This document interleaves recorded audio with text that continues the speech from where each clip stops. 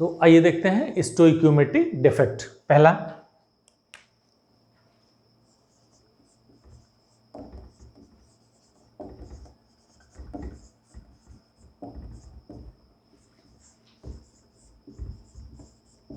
Stoichiometric defect क्या होता है? मैंने अभी बताया था कि जब कैटायंस और एनायंस का रेशियो डिस्टर्ब ना होता हो, या हमें कह सकते हैं कि स्टोइकियोमेट्रिक फैक्टर इफेक्टिव ना होती हो किसी भी क्रिस्टल्स में, यानी कॉन्स्टिट्यूएंट पार्टिकल्स में उसके स्टोइकियोमेट्रिक फैक्टर डिफेक्ट या डिफरेंस ना होता हो, तो उसको हम स्टोइकियोमेट्रिक डिफेक्ट के नाम से जानते हैं। अब इसमें one by one will discuss.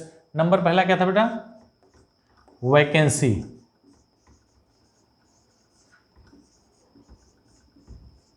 Vacancy defect क्या था? हम ये कह सकते हैं कि when some of the points, some of the constituent particles are missing from the lattice sides, तो then it is said to be the vacancy defect। क्या बोलेंगे? किसी भी क्रिस्टल्स में से कुछ पॉइंट या कुछ constituent particles are missing, तो then we can say it is said to be the vacancy। जैसे मान लिया हमने कहा, सपोज कर लिए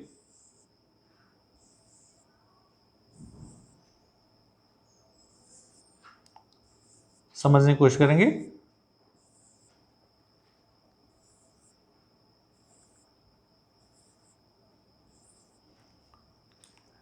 अब यहां से देखेंगे बेटा, मान लिया हमने यहां कोई पार्टिकल रख दिया, तो पार्टिकल को आप ऐसे समझ लेंगे,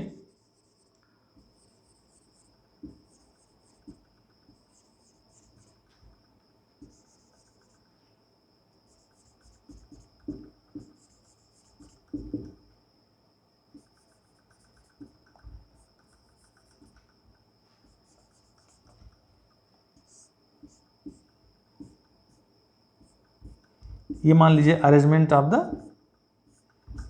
क्रिस्टल्स है। किसी भी क्रिस्टल में जो कॉन्स्टिट्यूएंट पार्टिकल्स हैं उनका अरेंजमेंट है। अब इस अरेंजमेंट में आपने देखा कि ये है और ये है, क्या है? Some of the particles are missing from the lattice sides, तो then it is said to be the vacancy defect. ठीक है, तो इसका यही डेफिनेशन हो गया कि when some of the constituent particles are missing from the lattice side, तो then it is said to be the vacancy defect.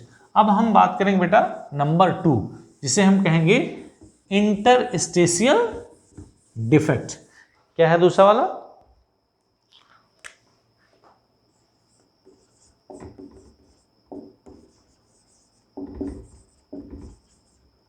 Interstitial defect.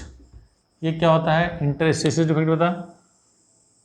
Interstitial defect का मतलब होता है, जैसे मैंने अभी अभी बताया था कि यहां एक कॉन्स्टिट्यूएंट पार्टिकल्स अगर हैं तो some extra constituent particles are present into the interstitial sites, so then we can say it is said to be the, यहां से ध्यान देंगे इंटरस्टेशियल डिफेक्ट में अगर हम देखें, ये सारे के सारे कॉन्स्टिट्यूएंट पार्टिकल्स हैं, कुछ भी हो सकते हैं, एटम्स हो सकते हैं, आयंस हो सकते हैं और मॉलिक्यूल्स हो सकते हैं। अब ये तो अपनी जगह पे रहेंगे, सारे कॉन्स्टिट्यूएंट पार्टिकल्स अपनी जगह पे हैं। Some extra molecules, some extra atoms, some extra ions, जो भी आप लेंगे, इफ दे आर प्रेजेंट या they are occupying the interstitials, इसमें हमने ये दिखाना भूल गया, इनको अरेंज कर देंगे। तो ये सारी चीज़ें जो दिखाई दे रही हैं ये इंटरस्टेशियल साइड हैं। तो इंटरस्टेशियल साइड्स में अगर आपने देखा कोई एक्स्ट्रा पार्टिकल आ गया, यहाँ आ गया, यहाँ आ गया, जब हम कोई फॉरेन या किसी भी एक्स्ट्रा कॉन्स्टिट्यूएंट पार्टिकल्स को पाते हैं कि वह इसके इंटरस्टेशियल साइड में जाकर के अपना स्थान ले लेता है, तो then it is said to be the interstitial defect. फिर मैं बताऊंगा कि these are shown by the non ionic compounds. ये ध्यान रखेंगे, नॉन आयनिक मॉलिक्यूल्स या कंपाउंड्स या सॉलिड्स जो भी होगा, तो नॉन आयनिक कंपाउंड्स के द्वारा कौन कौन से वैकेंसी डिफेक्ट और इंटरस्टेशियल डिफेक्ट शो किए जाएंगे। अब नंबर 3 हम बात करेंगे बेटा, जिसे शॉटकी डिफेक्ट कहते हैं। शॉटकी डिफेक्ट और फ्रेंकल डिफेक्ट जो होता है वो क्या होता है? शॉटकी डिफेक्ट और Frenkel defect are shown by the ionic compound, चल देखते हैं।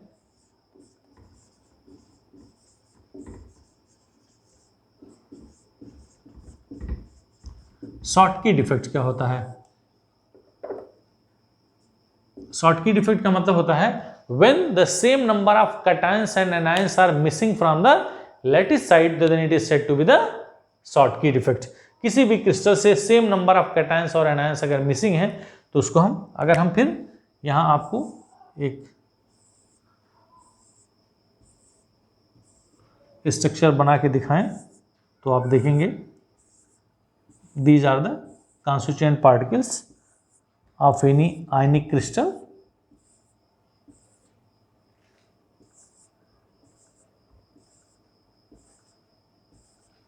ठीक है, मान लीजिए it is the arrangement of the constituent particles, just try to understand. ठीक है ना।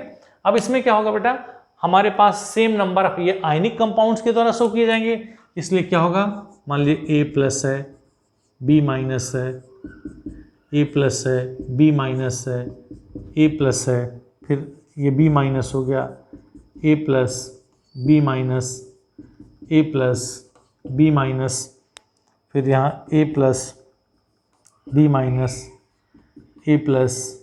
B-, A+, B-, A+, A+ और B-।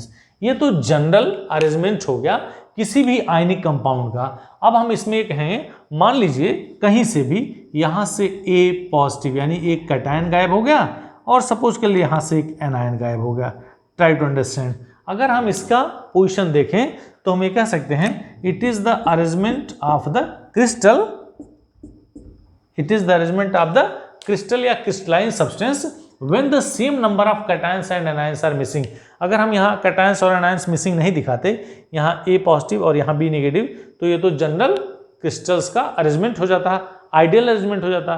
तो इसी में से अगर same number of, no need, no matter that is only one cation and only one anion, same number of cations and anions are missing. यहाँ आपने देखा कि एक कैटायंस और एक एनायंस मिसिंग है, तो इस तरह से हम ये कह सकते हैं बेटा कि this is known as the Schottky defect. ठीक है, इसका डेफिनेशन हो गया।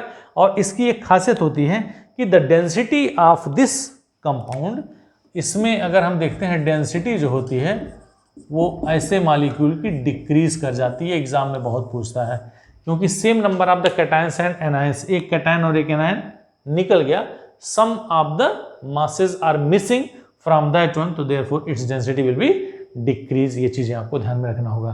तो Schottky defect, once again I am repeating, that is if the same number of cations and anions are missing from the lattice side, तो then it is said to be the Schottky defect. हो गया बेटा। अब हम इसके last point की बात करेंगे which is known as the Frenkel defect. इसको मिटाऊंगा नहीं। फ्रैंकल डिफेक्ट जो होता है वो क्या होगा, वो भी आयनिक कंपाउंड के द्वारा दिखाएगा। Frenkel defect, this is also shown by the ionic compound. तो इसमें हम देखेंगे क्या होगा बेटा, when the cations and anions, generally the cations, when the ions are just leaving its crystal sites and occupying the interstitial sites। जरा ध्यान से देखेंगे, इसमें मान लीजिए हमने यहां लिखा था, ये क्या था बेटा, ये A+ और यहां लिख देंगे B-। ध्यान देंगे, यहां से हमने, अगर हमने फिर से दिया A+ लिख दिया तो it is the arrangement, ideal arrangement, तो इसमें कोई डिफेक्ट नहीं है। लेकिन ये कह रहा है कि अगर किसी भी क्रिस्टलाइन सब्सटेंस में से या किसी भी क्रिस्टल में से अगर कोई भी आयन, जनरली हम कैटायन की बात करते हैं, if the cation is missing and it occupy the space, interstitial space, ये इसमें से जो इंटरस्टेशियल स्पेस दिखाई दे रहे हैं, इनमें से कहीं आकर के फिट हो जाए या ऑक्यूपाई हो जाए, तो then we can say it is said to be the Frenkel defect. तो कह सकते हैं when cations are anions are generally the cations are missing from the interstitial sites and which occupy the interstitial space, तो then we can say it is the Frenkel defect. और इसमें इसकी density बेटा, इसमें कोई कैटायंस और anions, यानी number of cations and anions are not missing, बस खाली अपना जगह छोड़ करके यहाँ चला गया, यहाँ आ सकता है, कहीं भी जा सकता है, तो therefore its density will B, क्या होगा, इसकी डेंसिटी अनएफेक्टेड होगी, ये ध्यान रखेंगे, डेंसिटी अनएफेक्टेड। ये दो चीज़ें पूछता है एग्जाम में कि फ्रेंकल डिफेक्ट और शॉर्टकी डिफेक्ट में उसकी डेंसिटी, यानी उस सब्सटेंस यानी उस क्रिस्टलाइन सॉलिड के डेंसिटी पे क्या इफेक्ट पड़ता है। तो इस तरह से आज हमने पढ़ा, अभी भी हमने पढ़ा स्टोइकियोमेट्रिक डिफेक्ट। आइए अब समराइज करते हैं स्टोइकियोमेट्रिक डिफेक्ट जो अभी भी हमने पढ़ा है, उसको हम कैसे समराइज करेंगे। हमने पढ़ा